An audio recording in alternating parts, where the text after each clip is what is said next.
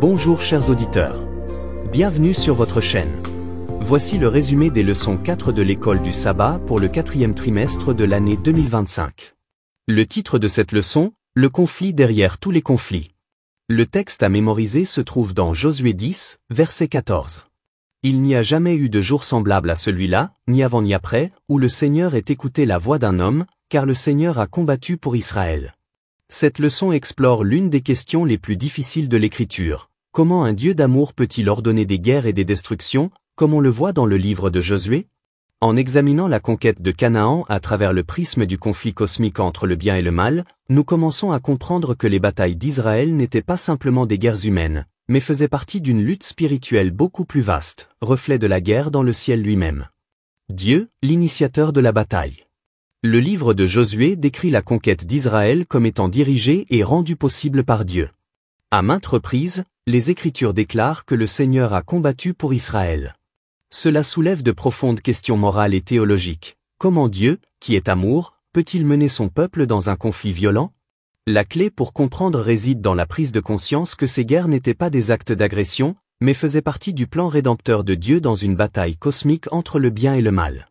Les actions de Dieu visaient à affronter et à contenir le pouvoir destructeur du péché, et non à promouvoir la violence humaine. La leçon de cette semaine commence à dévoiler comment ces guerres divines s'inscrivent dans le récit plus large de la grande controverse. La leçon du dimanche. Le commandant de l'armée du Seigneur. Alors que Josué se tenait devant Jéricho, ne sachant pas comment procéder, il rencontra un personnage mystérieux, le commandant de l'armée du Seigneur. Lorsque Josué lui demanda de quel côté il était, la réponse ne fut ni le nôtre, ni le leur, mais simplement non. Le message était clair, la vraie question n'est pas de savoir si Dieu est de notre côté, mais si nous sommes du sien. Ce commandant céleste était le Christ préincarné, à la tête des armées célestes. Son apparition révéla que les batailles à venir d'Israël faisaient partie d'une guerre plus vaste et invisible, non seulement contre des ennemis humains, mais aussi contre les puissances des ténèbres. Josué s'est prosterné en signe d'adoration, reconnaissant l'autorité divine. Cette scène rappelle aux croyants que chaque conflit terrestre reflète une lutte spirituelle plus grande, et que le Christ lui-même conduit son peuple dans la bataille pour la justice et la vérité. La leçon du lundi. La guerre dans les cieux. La leçon relie les batailles en Canaan à la guerre originelle dans les cieux, où Lucifer s'est rebellé contre le règne de Dieu. Cette rébellion cosmique s'est étendue à la terre, et l'histoire humaine est devenue un champ de bataille entre les forces de la lumière et des ténèbres. Le roi de Babylone et le roi de Tyr, décrits par Ésaïe et Ézéchiel, symbolisent l'orgueil et la rébellion de Satan, et non pas simplement les dirigeants humains. Le même esprit d'arrogance et d'opposition à Dieu qui a commencé dans les cieux se retrouve dans les royaumes terrestres qui résistent au dessein de Dieu. Daniel 10 révèle comment ces êtres déchus continuent de s'opposer au plan de Dieu sur terre. Ainsi, les guerres dans l'histoire d'Israël sont des manifestations de la grande controverse cosmique. Chaque conflit en Canaan ne concernait pas seulement le territoire, mais aussi la vérité, le culte et l'allégeance. Les actions de Dieu visaient à rétablir la justice, à révéler son caractère et à freiner l'avancée du mal dans le monde. Leçon du mardi. Le Seigneur est un guerrier. La Bible déclare avec audace, « Le Seigneur est un guerrier, le Seigneur est son nom ». Ce titre peut nous surprendre, mais il souligne le rôle de Dieu en tant que défenseur de son peuple et destructeur du mal. Lorsque Israël gémissait sous l'oppression égyptienne, Dieu s'est levé pour le délivrer, non seulement du pouvoir de Pharaon, mais aussi des forces démoniaques derrière les faux dieux de l'Égypte. La guerre de Dieu n'est jamais une question de cruauté ou de domination, il s'agit de justice, de délivrance et de la défaite du péché. Chaque acte de jugement divin, de l'Égypte à Canaan, fait partie de son combat permanent contre le mal, qui culmine à la croix, où Christ a triomphé de toutes les puissances et principautés. La destruction des sociétés corrompues de Canaan doit donc être considérée dans cette perspective biblique. Ces nations s'étaient pleinement alignées sur le mal, devenant des instruments de l'opposition démoniaque au plan de salut de Dieu. Leur élimination symbolisait le jugement final qui, un jour, éradiquera tout péché. Dans ce grand conflit, personne ne peut rester neutre. Nous sommes soit du côté de Dieu, soit contre lui. Leçon du mercredi. Le Seigneur combattra pour vous. Au bord de la mer Rouge, encerclé par les montagnes et une armée en marche, Israël se trouvait dans une situation désespérée. Pourtant, Moïse déclara, « Le Seigneur combattra pour vous, vous n'avez qu'à rester tranquille. » Ce moment révéla l'intention initiale de Dieu pour son peuple, il n'était pas destiné à conquérir par la guerre, mais par la foi et l'obéissance. Dieu lui-même désirait être leur défenseur, menant leur combat pendant qu'ils plaçaient leur confiance en sa puissance.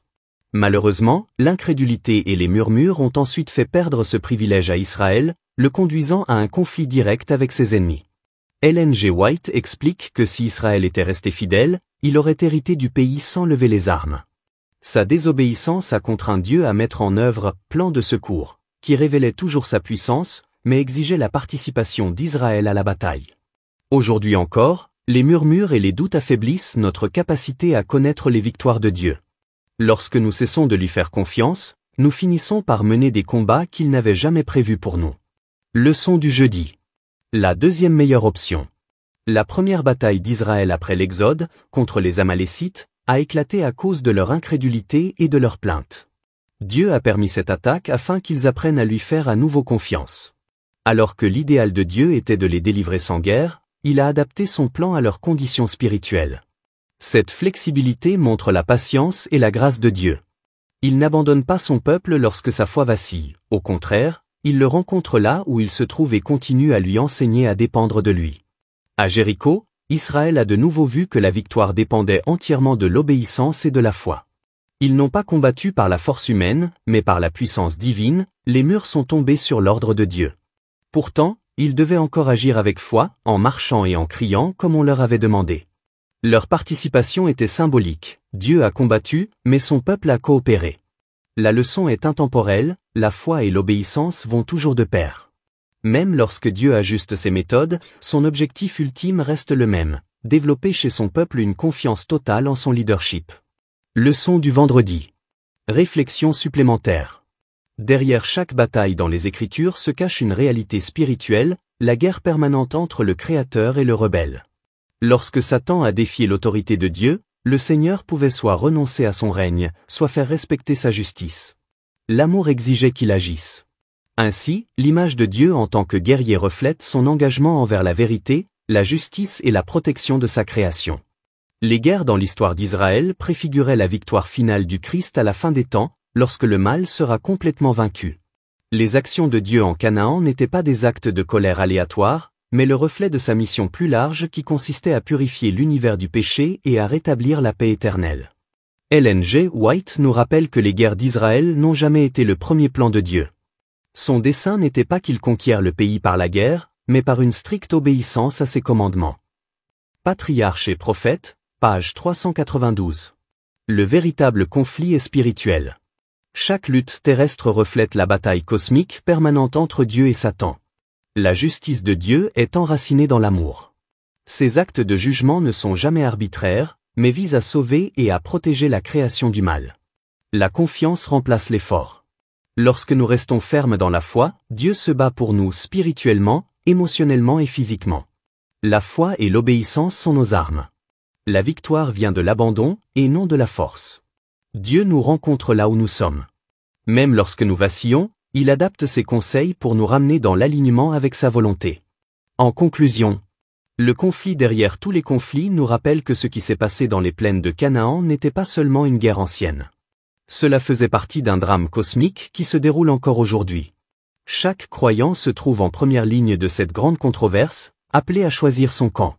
Mais la victoire est déjà assurée, car le commandant de l'armée du Seigneur, Jésus-Christ lui-même, se bat pour son peuple. Lorsque nous lui faisons confiance, que nous lui obéissons et que nous restons proches de lui, les murs de nos propres Jéricho s'écroulent et son triomphe devient le nôtre. Que Dieu vous bénisse.